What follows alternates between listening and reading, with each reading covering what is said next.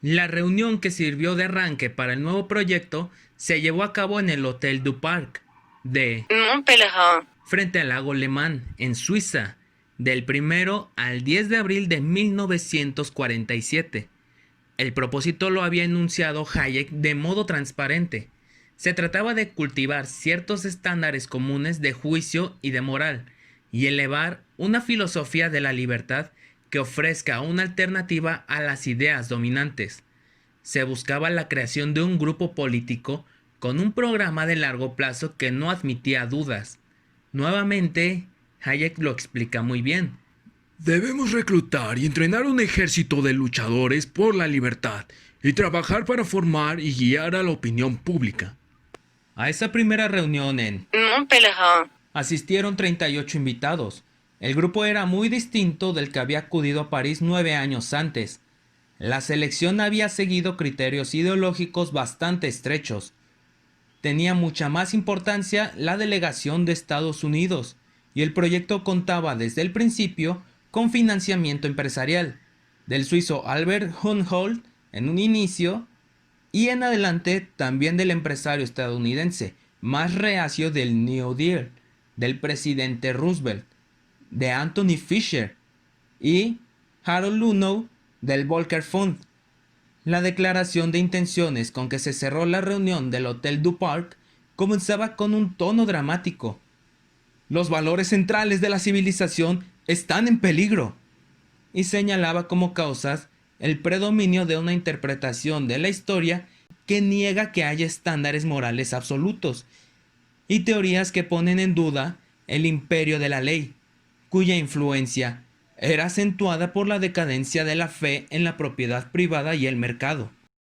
En contraste con ese tono, se escogió para la agrupación el nombre absolutamente anodino de Mon Pèlerin Society. Bajo ese nombre, se registró formalmente en Illinois el 6 de noviembre de 1947, con Frederick Hayek como presidente y Walter Eucken, Jacques Rueff, Frank Knight, John Yuckey y William Rippard como vicepresidentes. El proyecto de Hayek consistía en reunir a una élite de pensadores afines, escogidos cuidadosamente, y mantenerla alejada de los reflectores.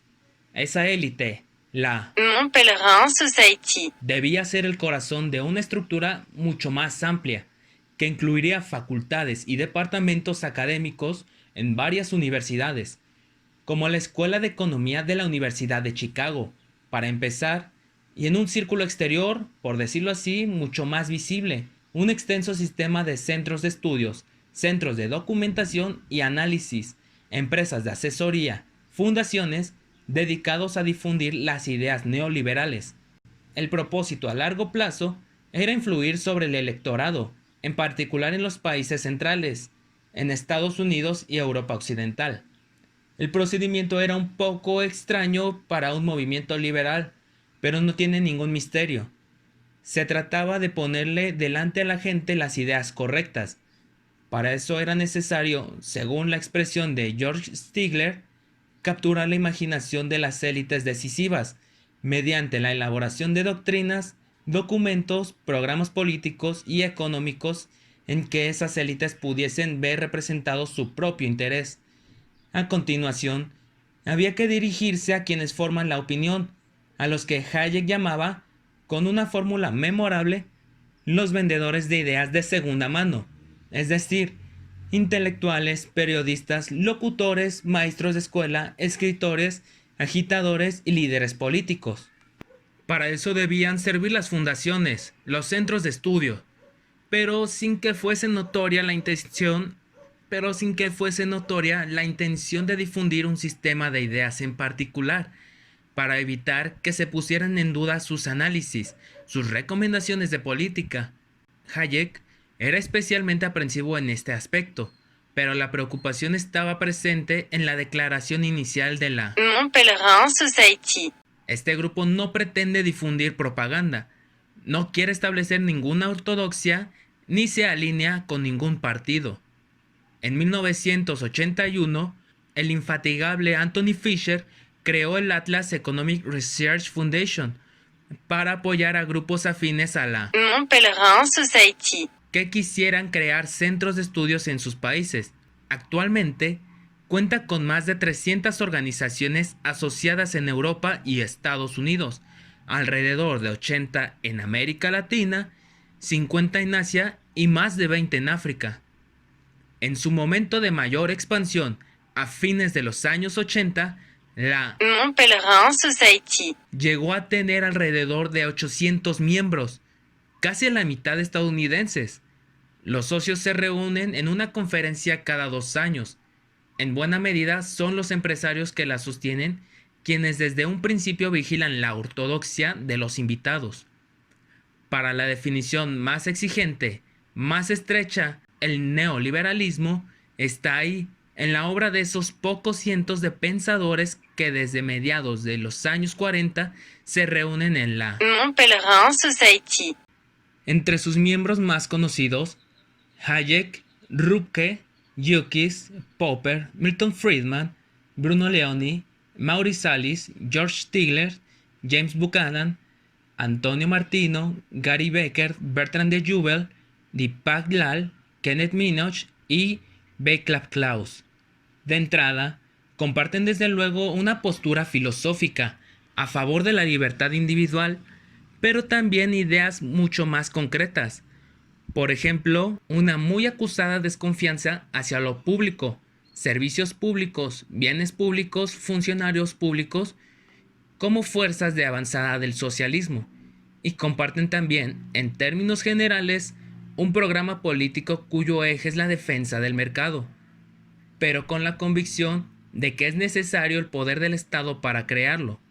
En su contenido propiamente político, el neoliberalismo se formó como una teoría sobre la manera de transformar el Estado para que garantice el funcionamiento del mercado. A lo largo de su historia, el neoliberalismo ha creado su propia estructura dentro de los ámbitos económico, político y social, y para fines prácticos puede resumirse de la siguiente forma. En la estructura económica, surge como contrapunto del keynesianismo en la creación de un modelo para dar solución a los problemas económicos de la Primera Guerra Mundial y la Gran Depresión de 1929. Reduce la participación del Estado en la configuración económica de los países. Buscaba defender al mercado. Afirma que el Estado debe generar las condiciones para la existencia y buen funcionamiento del mercado y da prioridad a la libertad económica sobre la libertad política. En la estructura política, buscaba restaurar el liberalismo, aplicando críticas constructivas para generar una versión más funcional. Creó una serie de leyes, arreglos institucionales y criterios de política económica y fiscal con la finalidad de frenar y contrarrestar el colectivismo. Pretende crear un Estado fuerte para expandir y sostener las fuerzas del mercado. Mueve al Estado de la esfera productiva a la reguladora. Trataba de defender el Estado de Derecho. El Estado puede enunciar principios, pero no dar órdenes. Y promueve lo privado sobre lo público. En la estructura social, promovía el individualismo sobre el colectivismo. Generó nuevos modelos de educación, administración pública y desarrollo tecnológico. Permite a cada persona organizar su vida en todos terrenos con su propio juicio, sus valores y deseos, es decir, promueve la libertad. Pretende evitar la arbitrariedad y estabilizar las expectativas sobre el comportamiento de todos, y recluta y entrena un ejército de luchadores por la libertad y para trabajar para formar y guiar la opinión pública.